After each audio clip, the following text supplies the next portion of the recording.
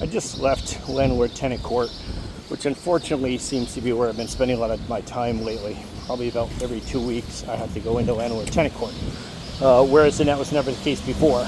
Now what's going on is it's not tenants that we place, rather it's tenants that we inherit.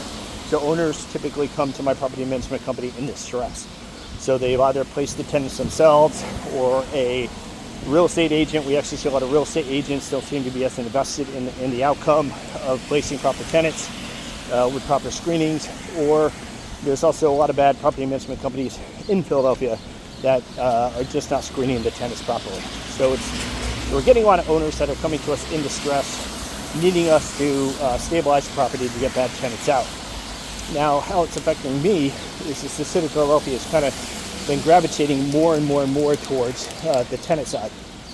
And the problem is non-payment of rent is not grounds for eviction. So when you actually go to landlord-tenant court, you're actually required to enter into mediation. So if you're actually there, you're not going to feel as if it is mediation at all, but it actually is. And as the landlord of a rental property, or as property management company, the representative of the landlord, you have to operate in good faith.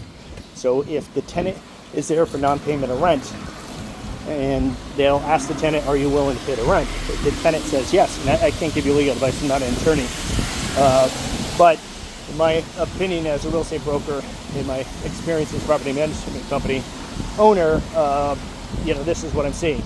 So if the tenant says they will begin paying their rent, you have to, in good faith, accept that and allow them to stay. The problem is you already know they're a bad tenant. You already know the tenant is absolutely not willing to pay the rent.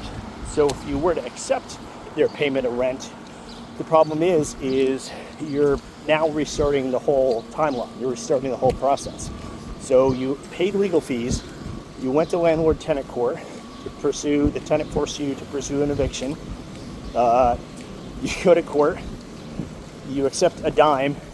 Now, the next time the tenant doesn't pay you, as they're not going to, you're now going to have to repay legal fees to an attorney all over again, and you're going to have to start that timeline. And that timeline is considerable. So, City of Philadelphia used to, it was really 2 months to do an eviction, then it kind of went to 3. Now it's actually getting a little bit closer to 5 months to where you basically takes to get a tenant out. So you're really starting a huge timeline just because you accepted a small portion of the rent. So why I have to go to court is now to get a tenant out, a bad tenant out.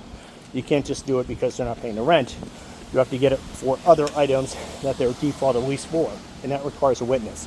So you basically have to state the tenant's not getting tenant insurance that's required in their lease. The tenant's not putting the utilities in their name as is required by their lease. The tenant's not allowing you to access the property to make repairs, etc. That's required by the lease. So you have to go in with all these items. You have to build a case of all these items to why the tenant is in default of the lease. And then you have to go in there and really push and really negotiate to not allow the tenant to stay. Now, of course, it requires a witness.